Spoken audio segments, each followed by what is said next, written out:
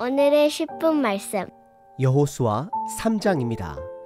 3장은 이스라엘 백성이 요단강을 건너기 전 하나님의 명령과 그 기적적인 역사에 대한 기록입니다. 전작인 2장에서 우리는 여리고의 창녀 라합이 2명의 정탐꾼을 숨겨준 이야기를 살펴봤습니다. 특히 이방 여인 라합의 믿음이 어떻게 드러나는지 주목했습니다. 그녀의 믿음은 하나님의 행하심을 들은 것에서 시작되었고 그것은 행함으로 증명되었습니다. 오늘 본문은 이스라엘 백성의 진영으로 초점을 옮깁니다. 여호수아 3장과 다음 장 4장의 핵심 단어는 언약궤입니다. 언약궤와 관련된 단어는 3장에서만 총 10번 등장하며 이 언약궤는 하나님의 임재를 상징합니다. 언약궤에는 하나님의 10계명이 담긴 2 돌판이 들어 있습니다. 이것은 하나님의 말씀, 언약, 그리고 눈으로 볼 수 없는 하나님을 시각적으로 보여주는 은혜의 상징입니다. 언약궤를 통해 하나님께서 이스라엘 백성과 함께 하신다라는 확실한 증거를 주셨습니다. 오늘날 하나님은 우리에게도 이와 같은 언약궤를 이미 주셨습니다. 그것은 바로 하나님의 말씀입니다. 하나님은 말씀이신 예수님을 이 땅에 보내주셨고 예수님을 통해 구약의 모든 언약을 성취하셨습니다. 예수님은 온전한 제사장, 온전한 왕, 온전한 성전, 온전한 희생 제물 되십니다. 또한 예수님은 하나님의 온전한 언약궤가 되어 우리와 함께 하십니다. 예수님의 말씀을 통해 우리는 하나님의 일하심을 명확하게 볼 수 있습니다. 다시 말씀드립니다. 예수님의 말씀을 통해 우리는 여전히 하나님의 일하심을 명확하게 볼 수 있습니다. 오늘 본문은 언약궤를 중심으로 하나님의 일하심을 볼 수 있는 2가지 방법을 제시합니다. 첫 번째는 말씀에 순종해야 합니다. 하나님의 말씀에 순종이 없다면 우리는 하나님의 일하심을 볼 수 없습니다. 이스라엘 백성은 언약궤를 중심으로 하나님이 명하신 대로 움직였습니다. 하나님의 명령에 대한 순종은 하나님의 일하심을 경험하는 첫걸음입니다. 2 번째는 성결해야 된다라고 본문은 말합니다. 하나님은 이스라엘 백성에게 성결을 요구하셨습니다. 성결이란 단순히 외적인 깨끗함이 아니라 거룩한 하나님을 인정하는 태도입니다. 이는 하나님이 우리의 삶의 주인이심을 인정하고 우리의 삶을 하나님께 드리는 것을 의미합니다. 내 삶의 주인의 자리를 하나님께 드리는 것입니다. 이스라엘 백성은 하나님의 이 2가지 요구에 순종했고 그 결과로 하나님의 기적적인 일하심을 경험합니다. 오늘 본문은 단순히 과거의 역사를 기록한 것이 아니라 우리의 삶에서도 동일하게 역사하시는 하나님의 일하심을 보여줍니다. 우리가 말씀에 순종하고 성결한 태도로 하나님 앞에 설 때 하나님께서 우리의 삶 속에서도 여전히 일하고 계심을 볼 수 있습니다.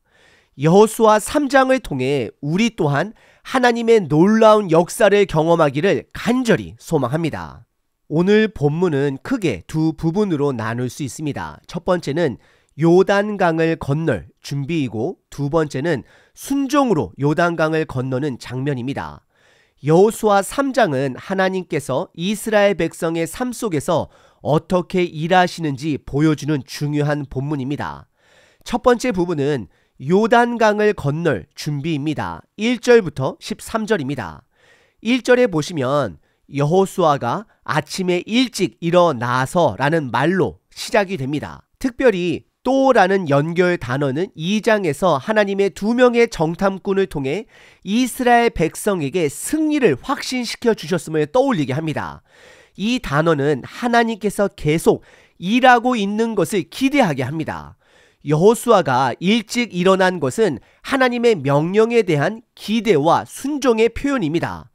우리도 매일 아침 기대하는 마음으로 하나님께 순종하며 하루를 시작할 수 있기를 기도합니다. 1절서부터 5절에 보시면 이스라엘 백성은 시딤이라는 장소에서 요단강 근처로 진영을 옮깁니다.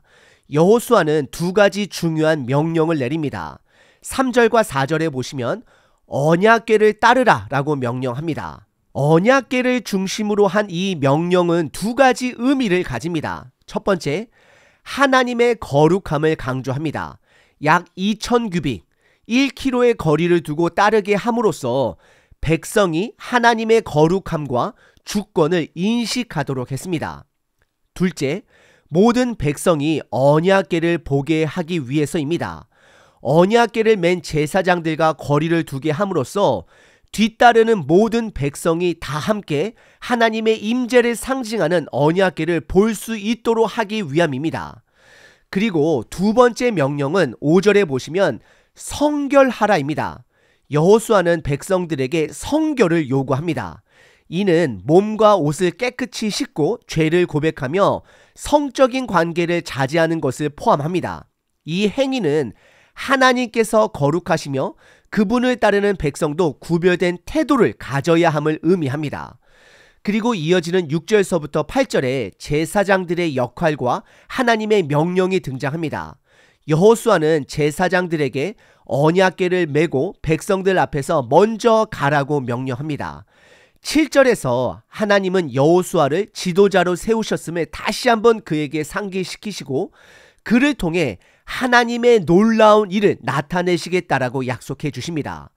이는 하나님이 그의 백성을 위해 계속해서 일하실 것이라는 격려의 메시지가 됩니다.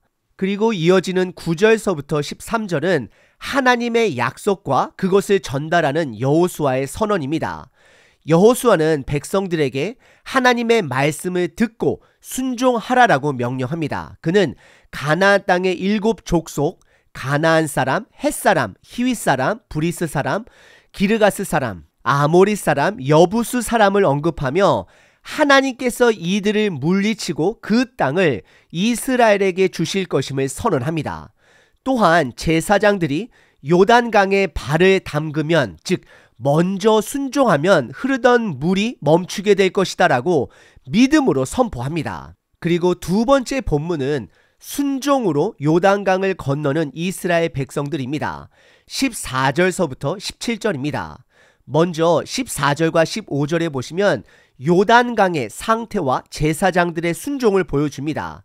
백성들은 하나님의 명령에 따라 언약궤를 보며 그 뒤를 멀찌감치 따라갑니다. 15절에서는 당시 요단강이 곡식을 거두는 시기로 물 수위가 가장 높은 때였음을 밝힙니다. 이 시기는 3월과 4월 경으로 눈이 녹고 비가 내려 강물이 범람하던 시기였습니다. 그 당시 요단강은 잔잔한 시냇물이 아니라 혼돈과 위험의 상징으로 여겨졌습니다. 하나님께서 바로 이 어려운 상황 속에서 제사장들에게 믿음으로 발을 담그라 라고 명령하십니다. 그리고 이어지는 16절과 17절에 보시면 물이 멈추고 마른 땅이 드러남을 보여줍니다. 제사장들이 요단강에 발을 담그자 위에서 흐르던 물이 멈추고 아래로 흘러가던 물이 끊겼습니다. 이는 마치 백성들이 제2의 홍해 사건을 경험하는 것과 같습니다. 광야 2세대들은 과거 부모 세대가 경험하고 이야기로만 들었던 사건을 이제 자신들이 직접 눈으로 보고 몸으로 체험합니다. 이를 통해 과거에 역사하셨던 하나님께서 지금도 신실하게 그들과 함께 하신다라는 사실을 생생하게 경험하게 됩니다. 또한 이 말씀은 저와 여러분들에게 도전을 주고 있습니다. 이 홍해와 같은 이 시대를 하나님께서 가르실 것이고 멈추게 하실 것이고 우리는 그 마른 땅을 건너가게 하실 것입니다. 17절은 모든 백성이 요단강을 건널 때까지 요단 강물이 완전히 멈추고 마른 땅이 되어 그들이 안전하게 건너갔음을 기록하고 있습니다. 오늘 본문에서 강조된 언약궤는 하나님의 임재를 상징합니다. 이스라엘 백성보다 약 1km 앞서 제사장들이 언약궤를 메고 걸어가며 모든 백성은 누가 앞서가는지 분명히 볼 수 있었습니다. 제사장들이 하나님의 말씀에 순종하여 요단강에 발을 내딛는 순간 강물이 멈추는 기적이 일어났습니다. 이 제사장은 장차 오실 예수님의 그림자와 같습니다. 예수님께서는 우리를 위해 앞서 가셨습니다. 역사 속에 모든 사람들이 볼 수 있도록 하나님 말씀에 순종하며 십자가 위에 죽으셨고 우리에게 불가능해 보였던 죽음을 이기시고 부활하심으로 마른 땅의 길을 열어주셨습니다.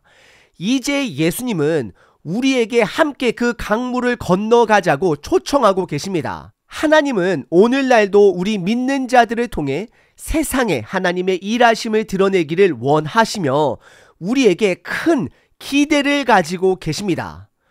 본문에서 하나님은 두 가지를 강조하십니다. 첫 번째, 말씀을 따라가라입니다. 하나님의 말씀은 우리의 생각과 판단보다 앞서야 합니다.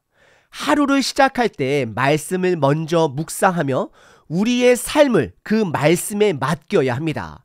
개인뿐만 아니라 가정과 교회 공동체가 함께 말씀을 따르는 삶을 살아야 합니다. 말씀을 따르지 않는다면 하나님의 놀라운 일하심을 볼 수 없습니다. 두 번째는 성결하라입니다. 성결은 곧 구별됨입니다. 하나님의 거룩하심을 인정하고 하나님을 우리의 주인으로 모시는 삶을 의미합니다. 하나님을 하나님으로 인정하는 것입니다. 이는 하나님께 우리의 삶의 주인의 자리를 온전히 드릴 때 가능합니다. 여러분의 삶에서 하나님의 말씀이 앞서가고 있습니까? 혹시 내 생각과 판단이 말씀보다 앞서가고 있지는 않습니까? 여러분은 하나님을 주인으로 인정하며 구별된 삶을 살아가고 계십니까? 하나님은 오늘도 여러분의 삶에서 하나님의 일하심을 드러내길 기대하고 계십니다.